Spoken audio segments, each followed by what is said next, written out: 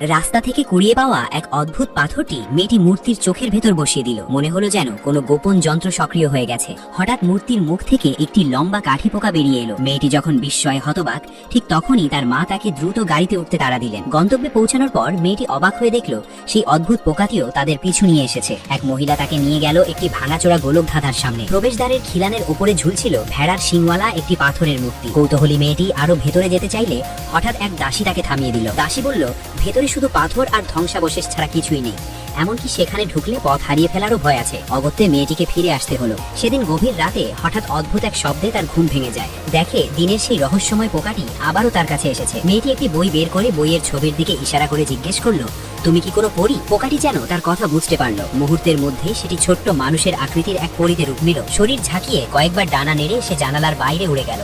অতৃপ্ত কৌতূহলে মেয়েটিও তার পিছু নিল। পরীর পথ অনুসরণ করতে করতে সে আবার পৌঁছে গেল দিনের সেই গোলক ধাঁধার সামনে। এবার সে পুরোপুরি ভুলে গেছে দাসীর সতর্কবাণী। রূপালী চাঁদের আলোয় ধীরে ধীরে সিঁড়ি বেয়ে নিচে নামতে লাগলো। নিচে পৌঁছে মেয়েটি কয়েকবার ডেকে জানতে চাইল সেখানে কেউ আছে কিনা, কিন্তু চারপাশ নিস্তব্ধ, কোনো সাড়া মিলল না। ঠিক তখনই তার পেছনে হঠাৎ আবির্ভূত হলো এক ভয়ঙ্কর বৃক্ষ দেবতা। ভেড়ার মাথাওয়ালা, মাটির গন্ধ ভরা এক রহস্যময় দানব। দানবটি বুঝতে পারলো মেয়েটি ভয় পেয়ে গেছে, তাই শান্ত কণ্ঠে বলল সে পাতাল রাজ্যের এক প্রাচীন রক্ষক দেবতা। একসময় সে ছিল মেয়েটির বিশ্বস্ত সেবক।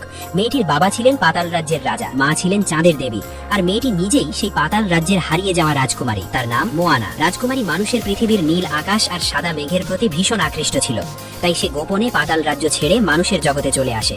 কিন্তু মানব জগতে এসে সূর্যের তীব্র আলো তার চোখ ঝলসে যায়।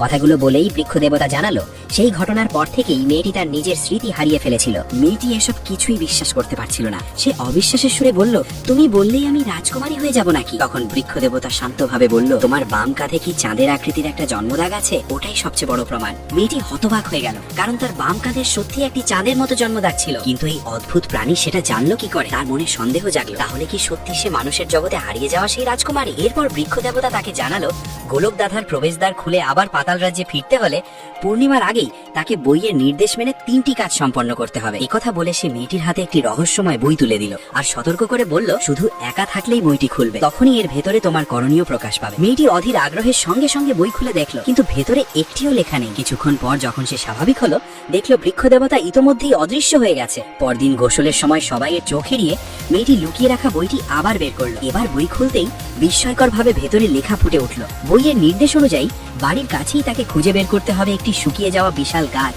সেই গাছের ভেতরে বাস করে এক ভয়ঙ্কর ব্যাঙ দানব। সেই গাছটির বৃদ্ধি আটকে রেখেছে। যদি মেয়েটি 3টি জাদুর পাথর ব্যাঙটির মুখে ঢুকিয়ে তার মুখের ভেতর থেকে একটি চাবি বের করে আনতে পারে, তাহলেই গাছটি আবার নতুন করে সবুজে ভরে উঠবে। মেয়েটি শীঘ্রই সেই শুকনো গাছটি খুঁজে পেল। সে নিজের কোট খুলে গাছের ডালে ঝুলিয়ে রাখলো। তারপর সাহস সঞ্চয় করে গাছের শিকড়ের ফাঁক দিয়ে ভেতরে ঢুকে পড়লো। গাছের শিকড়গুলো অনেক আগেই পচে গিয়েছিল। ভেতরটা ছিল স্যাঁতসেঁতে, অন্ধকার আর ভয়ঙ্কর। চারপাশে ঘুরে বেড়াচ্ছিল অসংখ্য জঘন্য পোকামাকড়। তবুও মেয়েটি সাহস হারালো না। আর ঠিক তখনই সত্যি একটি বিশাল ব্যাঙ দানব তার সামনে উপস্থিত হলো। গাছের গহীনে পৌঁছে মেয়েটি মনে মনে ভাবলো, আমি তো একজন রাজকুমারী, এভাবে হুট করে জোর জবরদস্তি করা ঠিক হবে না। তাই সে আগে শান্তভাবে কথা বলে বিষয়টি মেটানোর সিদ্ধান্ত নিল। সে ব্যাঙটিকে বলল, তুমি কেন এই গুহা দখল করে বসে আছো? কেন গাছটাকে আর বড় হতে নিচ্ছ না? তোমার কি একটু অপরাধ বোধ হয় না? ব্যাঙ দানব মনে মনে বিরক্ত হয়ে ভাবলো, এই মেয়ে এত কি বকবক করছে, কিছুই তো বুঝতে পারছি না। ঠিক তখনই তার নজর পড়লো মেয়েটির গলায় ঝুলে থাকা সেই রহস্যময় পোকাটির দিকে। ভিডিওটি ভালো লাগলে দ্রুত লাইক কমেন্ট করে দাও, আর পার্ট 2 দেখতে চাইলে কমেন্ট জানাও।